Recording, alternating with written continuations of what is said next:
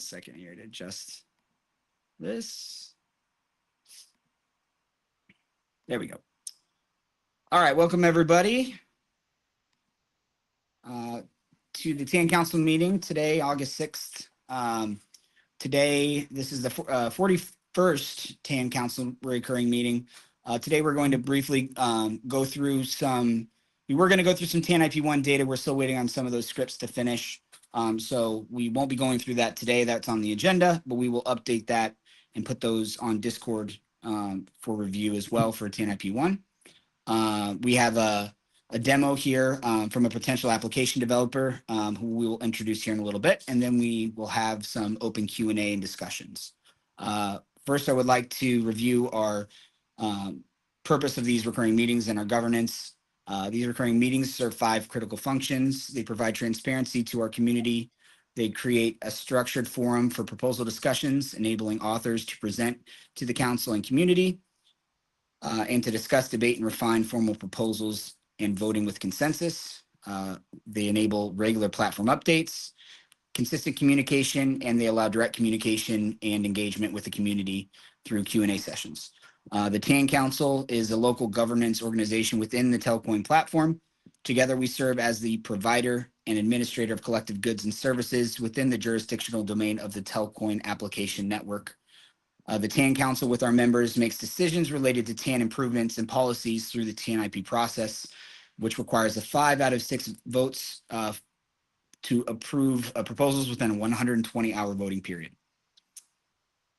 Primary duties relate to allocating TEL issuance on TAN, on the Telcoin application network, for stakers and developers to harvest, plan and finance the development of the Telcoin application network, reviewing and voting on snapshots and proposals, attending these bi-weekly meetings, providing regular community updates, monitoring the TAN systems, enforcing operational rules. We use Discord, Slack for day-to-day communications, the forums for informal and formal proposal discussions, these reoccurring council meetings to discuss those proposals and with the public with deliberation and refinement, and then Snapshot for formal voting. Quickly before we get started, just a reminder to anybody out there, please refer to X or the website, and Dally, if you could put the website in if you're here, which is tel3.telcoin.network for snapshot instructions on the TGIP vote. That is, I believe, we got an hour and a half left before the snapshot occurs, right, Leo? Yep, exactly. Okay. Hour and a half. So you need to have if you are a staker within the Telcoin wallet, please have your TEL staked and then your wallet delegated. There's plenty of instructions on how to do so. And if you need assistance, please reach out to a council member before then.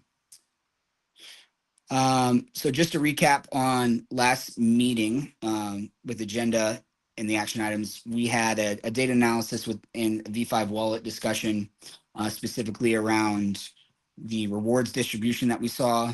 We touched briefly on the developer rewards distribution in the future that will be coming up. And then we went over some potential use cases as well. Today, we are going to be featuring, I'm going to introduce Justin here in a moment. And Justin has developed a app in a system on a Deary testnet, which is live currently. And we spoke with him the other day, and we're really excited to kind of learn more about his project and just get a little vision of it. So Justin, I'll turn the floor over to you. If you could just introduce yourself, tell us kind of your background and what your white label app does, and what you're looking to solve, the problem you're looking to solve with it. It'd be great. Yes. Hello, everyone. My name is Justin Gramke. I work in banking compliance and I'm an entrepreneur and have an MBA from the University of Michigan. I'm passionate about Bitcoin and on-chain banking. For today's demo, I built a privacy-preserving automated enterprise payroll engine designed specifically for Telcoin and the EUSD stablecoin. Structurally, the architecture uses the Chainlink runtime environment inside a trusted execution enclave to pull payroll data from a centralized human resource system via confidential HTTP request, calculate payouts on-chain, off-chain, and run automated KYC and AML sanction screening. Instead of exposing plain text salary records on chain or executing costly individual transfers, the CRE Enclave outputs a single 32-byte Merkle root committed to my Solidity Telcoin Treasury smart contract. By batching hundreds of employee disbursements under a single root hash, the contract verifies payouts via Merkle proof while cutting gas costs by over 30%. On the user side, I replace complex seed phrases with seedless, SIM-bound mobile wallets using account abstraction, where an employee's mobile phone number is their actual wallet address. This plays a foundational role in Telcoin's on-chain banking ecosystem, instantly converting everyday mobile subscribers into banked users. Depositing reoccurring payroll directly into EUSD stablecoins drives liquidity into the network, fueling Telcoin's mobile banking rails and feeding secondary utilities like cross-border remittances, merchant payments, and saving products. Let me go ahead and share my screen here. Awesome. I am. Yeah, I'll let you know when I can see it. Just go ahead and whenever you're ready. All good. Okay, I'm having a little trouble with my local host. I redeployed the smart contracts before this. Can you see? Yep. Yep. You're good. Good. Redeployed the smart contracts, and for now my local host is not showing up. That's all right. If you need a second to restart it, there's no problem at all. Whatever works best. I have my. We're live, so Yeah. hopefully I can just proceed with the demo, and these local hosts should. Yeah. All good. AI completes. So now onto the demo. The legacy cross-border payroll takes 3 to 5 business days and loses up to 8% of worker pay to exchange rates and fees. Standard blockchain payroll leaks every salary onto a public ledger. Our private payroll engine solves all 3 of these problems by paying employees instantly, privately, and with compliant screening in a stable digital dollar. Command 1. Awesome. So we begin by deploying the foundation of our payroll system onto the Telcoin Audit test network. 3 pieces go live: a secure treasury that holds company funds, a trusted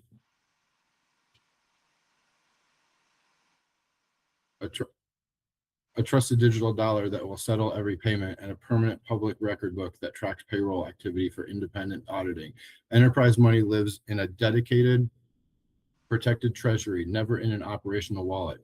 Every action is locked behind role-based access controls, and the system includes an emergency pause so it can be frozen instantly if anything looks wrong. All of this runs on battle-tested technology that is fully compatible with Telcoin's infrastructure, giving us sub-5-second settlement instead of days using traditional banking wires, and at a fraction of a cent per transaction. You can see in the terminal that the smart contracts are successfully deployed. Command 2.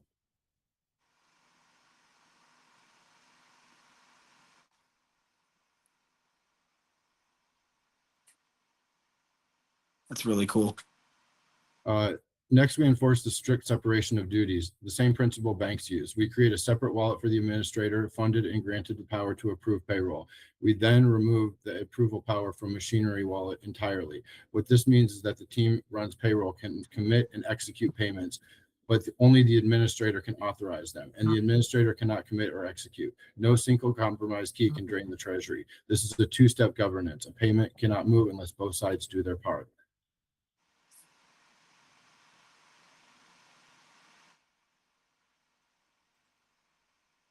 Command 3.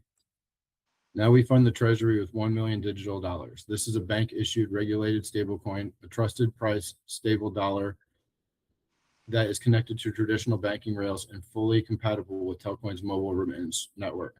Regarding Telcoin's network, this is exactly what we want to see. Regular payroll funding creates predictable, reoccurring, high-volume demand for the stablecoin, driving organic liquidity and utility across the whole of Telcoin's ecosystem.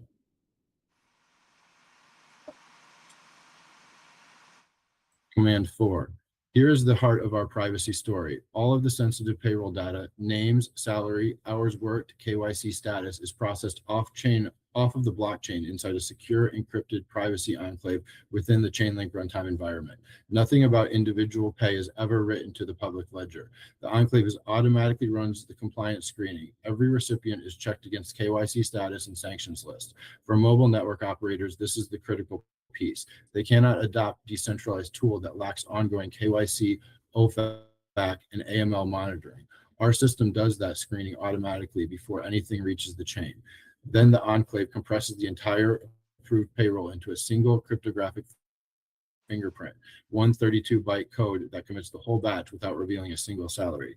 Here you can see, my mouse is lagging a little bit. Here you can see that the payroll has been approved for 2 employees, and then the compliance rejected 1 employee because of the annual sanctions flag. That's awesome. Command 5. Now only the summary goes on chain. The relayer writes the single cryptographic fingerprint plus the total amount, nothing about who earns what. This is the breakthrough versus ordinary crypto payroll systems. A company can process thousands of payouts with 0 plain text language, no salary, no roster, no compensation structure ever appears on a public block explorer. The batch is now locked in a pending state waiting for review. So I did get these local hosts back up. It was resetting. We should be able to see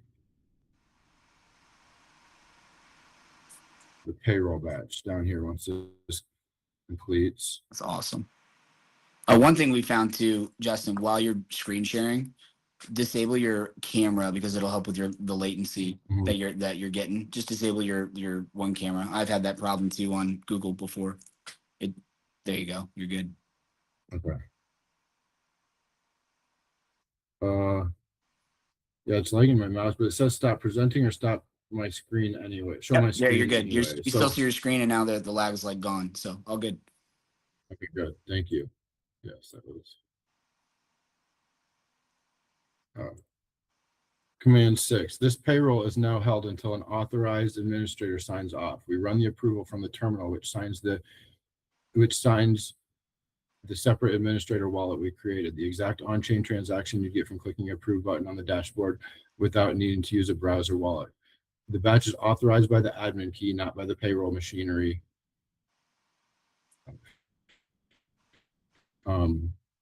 This is the two-step governance protecting the corporate treasury. Committed funds cannot move without explicit admin authorization. And because the approval is real on-chain transaction, it's permanently recorded, an immutable audit trail for finance teams or auditors. Back on the dashboard, this flips from pending to approved. So my front end, I'm having trouble with these local hosts. It looks like it's running right now. So yes, I see the dashboard though. Just talk us through the dashboard. It looks, oh, you're connected. Okay, so this is the employee view here. This is the admin view, and there it is. It's finally caught up. It's showing that $1 million that we funded the treasury with, and then there's a batch that we just approved with that command 6. Did we run command 6? I think we ran command 6.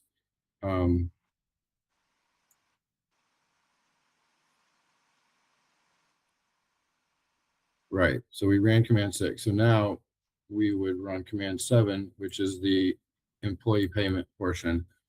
Sorry, we ran command 6 twice. That's why it's showing that X here.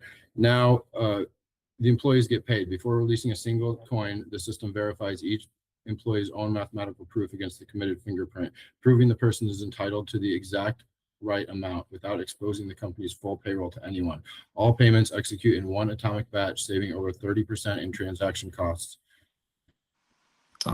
That's awesome. Can you explain how where it says the run not approved, like I'm watching the feed, like is that like there's a built-in, you have to have an approval, like a double signer essentially for that execution to go through? Is that kind of the checks and balances? Yeah, I think that's because I ran a command 6 twice, so it's looking right for already approved, I believe. Yeah, no, but I see the process. That's why I was curious. That's really cool.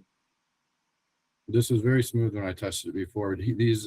When I redeployed the smart contracts, it kind of messed. These front end is looking at the old contracts, and that's why it's taken so long to get back into. Yeah, it's all good. We hope that this is really cool, like really interesting. So like I have a few questions. So like when you do so I'm assuming like with pay stubs and everything else, this is essentially like just basically a web portal specifically for the user, and then the employee can just log in with essentially their wallet, right? But it's all on chain. It's not immutable because you've kind of ran it through your payroll system, right? That's right. The admin can deploy from a central human resource payroll system, up here, and it commits, it does all the KYC check in the secure enclave, and then the employee is able to log in and collect their batch approved. So I get caught up with whether we did, which command we did. So here we hope that this, Yeah, this is your execute. Okay, cool. this is the payment to the employee, which should populate all this. Assuming we went back far enough, executed. And I'm sitting here watching on the Adiri Explorer, and I'm seeing all these transactions hit. So it's pretty cool. Here we go. So now I think because I ran that twice, the second one had not seen the batch in there, but now the employee should be that we just paid the employee over here in the terminal. Now you can see the employee's view. You know, it has their pay stub, their transaction history, their gross and net pay, tax withholdings, and then, you know, everything that they got into their actual wallet. So they'd be able to withdraw that. And then the final, basically this is the human payoff. Employees open their portal, connect their wallet, see their balance and a verified pay stub, links directly to on-chain record. This is income proof that they can use for a loan or mortgage, presented in a clean, familiar, mobile-first interface. For workers who are underbanked, this is their everyday account. They can earn in digital dollars with connected access to Telcoin's remittance services, fiat on-ramp. That's pretty much, that's the entire project. And then there's also like this portion is for the auditors, right? Since a lot of this is private on chain, you can go back and you can pull in like an audit function that basically verifies everything that was done from the administrator side. Finally, we read the permanent public record. The registry showed the summary: 1 payroll, over $1,000 dispersed to 2 wallets. Here's how privacy and verifications coexist. Individual salaries never stored on chain. The ledger only keeps a cryptographic fingerprint of the total.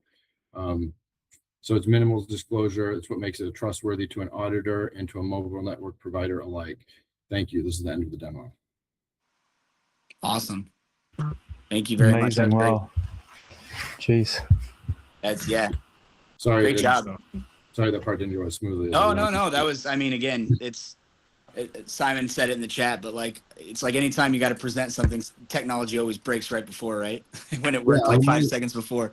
But no, that's, I mean, the proof of concept and the fact that you've already got it deployed on Adiri, that's awesome. You know, I'm watching the transactions right now too, so that's really cool. Anybody council wise have any questions? Anybody on the call?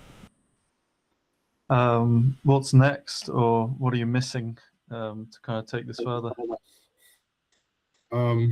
Well, I know that you can deploy, it's a permissionless network, right? So I could deploy this onto Telcoin whenever we need to. I'm not really familiar with how you guys do things as a dev. I want to deploy this in a way that it is not just a random product deployed on Telcoin, but, you know, just a piece of your on-chain banking. So I built this inside the runtime environment. I believe it's like a best in class when it comes to privacy and security. So I'm hoping that this can be a featured part of Telcoin's on-chain bank, because payroll, you know, is an important banking function. So full deployment is the plan. However, right now it's still deployed on test and working towards that deployment. Awesome. Yeah. Well, we'd like to, help you out and provide you with the tools you need to kind of take to the next level, I think. And yeah, I think definitely carry on that discussion. In terms of, you were mentioning Chainlink functionality, but that kind of seems chain agnostic. Would that be right? That's correct. Chainlink is chain agnostic. It provides services to blockchains and DeFi applications for, you know, a variety, most different blockchains. And since Adiri and Telcoin is an EVM compatible chain, it's absolutely very simple to, you know, pull Chainlink services and build things in the runtime environment and connect them to the smart contracts on Adiri and Telcoin. Yeah, it's seamless. Perfect. Yeah, that's great. And then you mentioned account abstraction as well at some point, but I didn't see it kind of specifically. Could you run through where that comes into it? Yes. So right now we have it set up for testing using traditional Web3 mobile wallets, right? Okay, right. Got you. The goal in the future is to be able to abstract it away abstract away seed phrases, just using their mobile number as their address and their SIM card as their private key.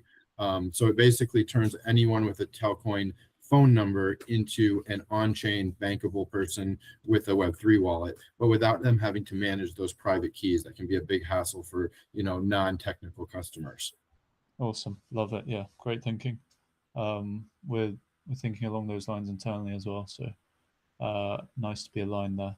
Yeah. I love it. It's a great job, and thanks for taking the time to come and show us. Thank you. Appreciate that.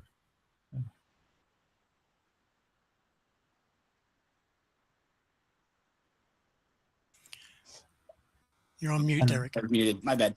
Yeah. Anyone else on the council side have any questions here for Justin while we got him?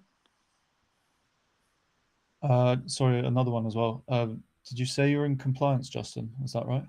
That's right. Yeah, I do banking compliance, AML, banking secrecy compliance, and then also mortgage servicing compliance. Awesome. And how does this, from like a compliance perspective, because I assume that's, you've put a lot of thought into that and that's pretty watertight.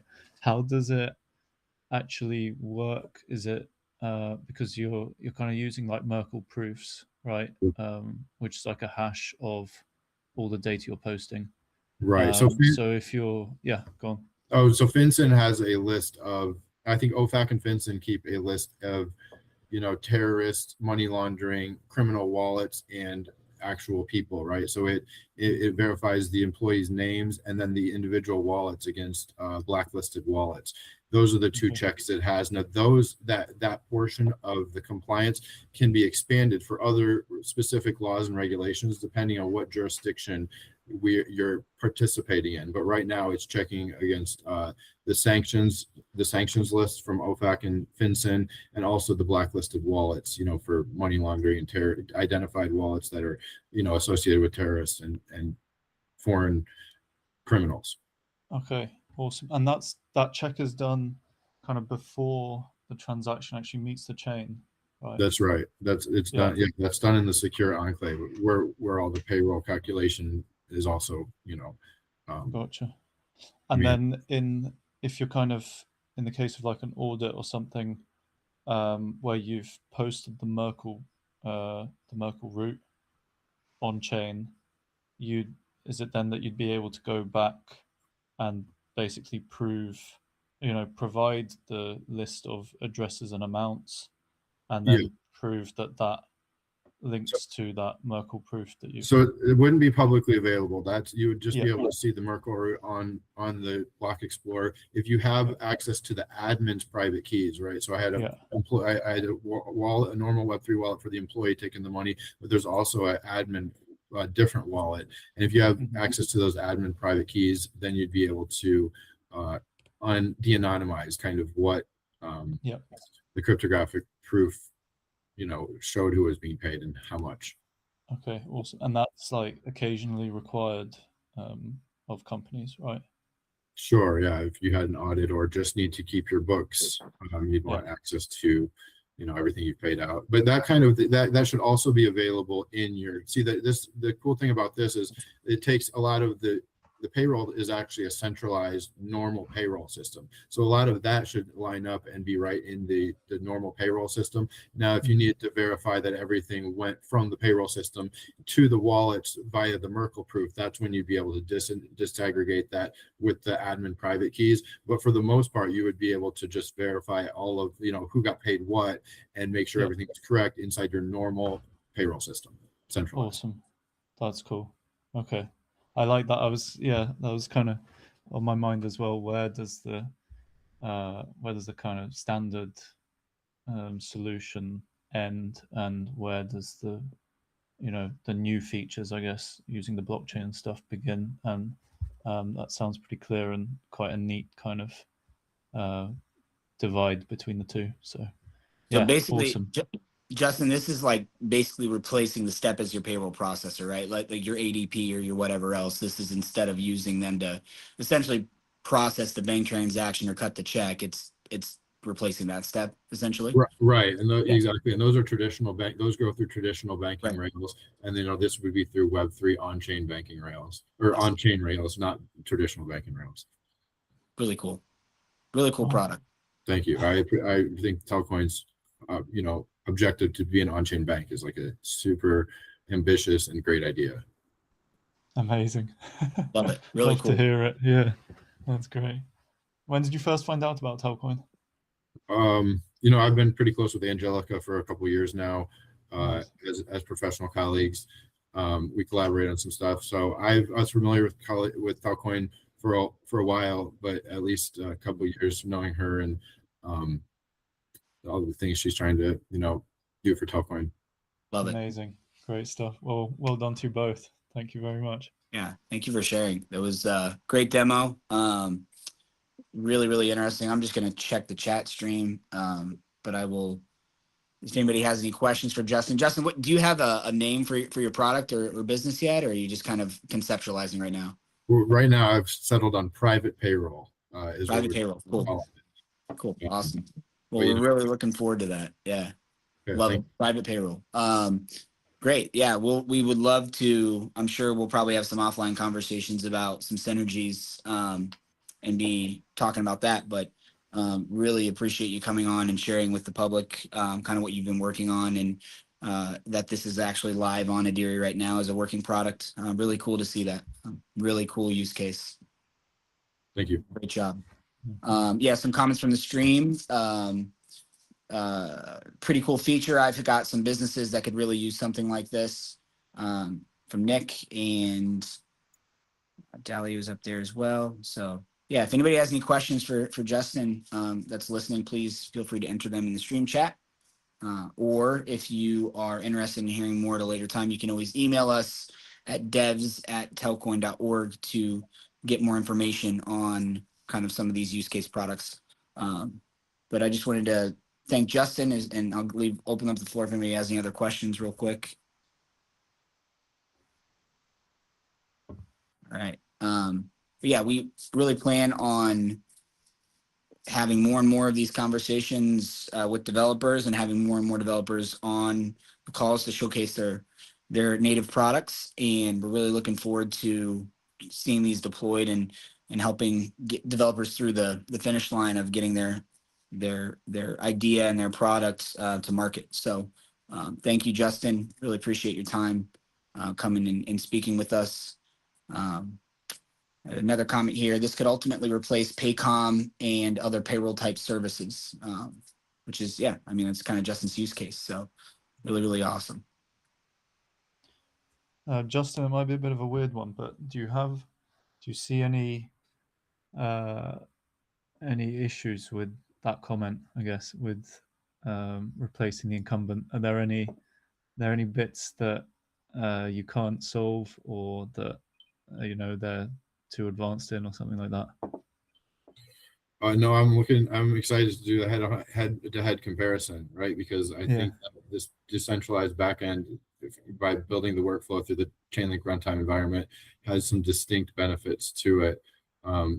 It's a little different than an Amazon Web Service type backend, because since it's a decentralized node network, it's resistant to any sort of downtime. Their node network stays up 100% of the time, 99.9% of the time. So it's really resistant to any of those centralized, the downfalls that a centralized server like an AWS type server has. So yes, I'm happy to do a compare and contrast, and even improve it in any way if we find that it's not best in class in security or privacy.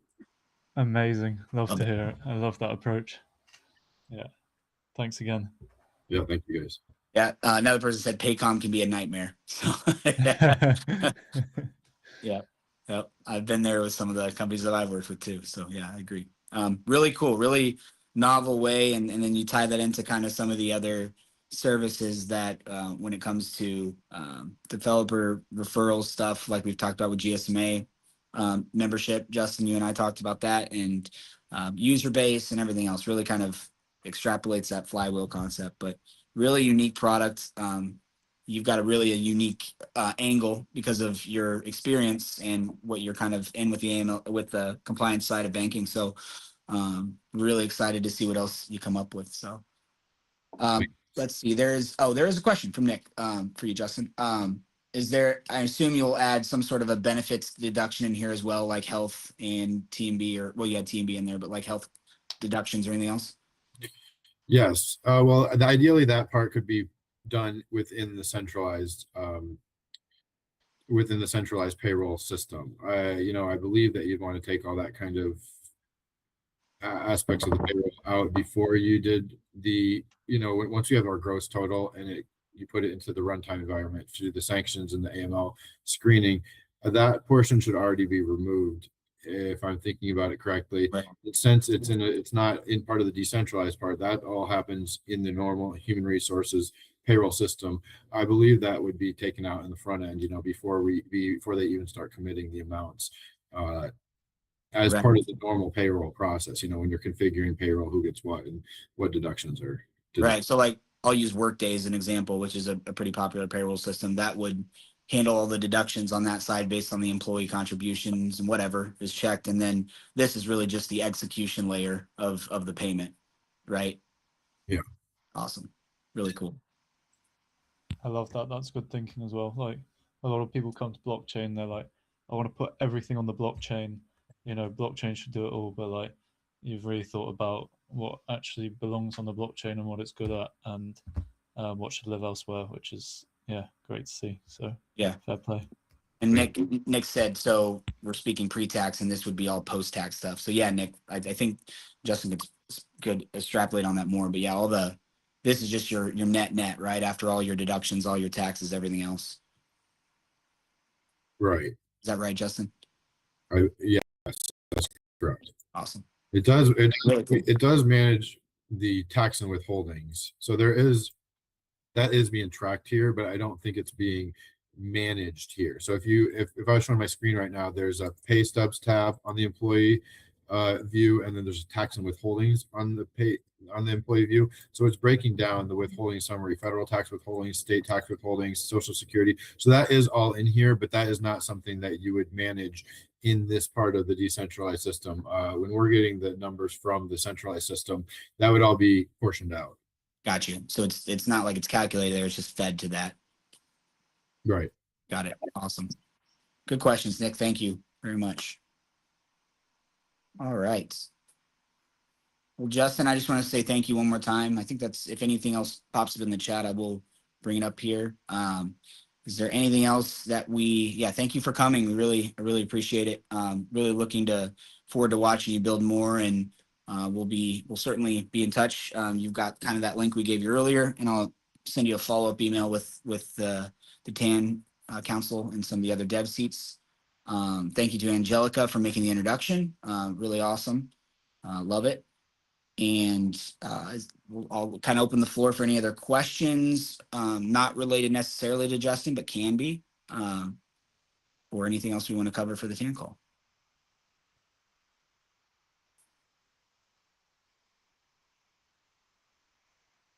All right. Well, hearing none, one more final reminder, please, we've got about an hour, a little less than an hour, to ensure that your TEL is staked in the wallet and your wallet address is delegated. If you need help or instructions on how to do so, please visit the Telcoin Tao, TAO, on X, or you can reach out to any of us council members. We'd be happy to assist if possible. And if you've got any questions in that realm, we'd be happy to assist. We would love to get as much TEL with voting power ready to go for the snapshot.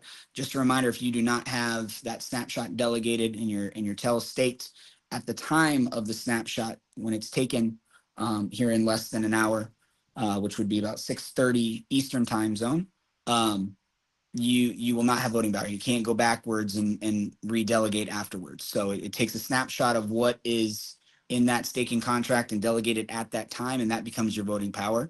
And then there's a 7-day window after that, Leo, is that correct? That's correct, yeah. 7-day window within that period to vote, and we will have more instructions out on that specific process of voting at that time. There's also instructions on, if you are a liquidity provider on Telex, the steps to do so there. I'm a little less versed in that, so maybe Leo can give a short synopsis, or Nick, or actually Boo, because Boo's here too.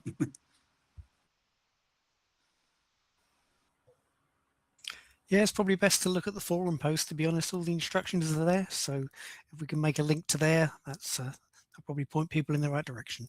Perfect. Thank you, guys. All right, no more questions have come through. Just a thank you again to Justin, and just a reminder, next week is the Platform and Treasury Council call at 4 p.m. Eastern on Thursday. And that is what date is that? Let's see. That's going to be the 13th. So 4 p.m. Eastern on the 13th, and we will see you all then. Thank you, everybody. Have a good day. Thank you. Thank Yeah. you.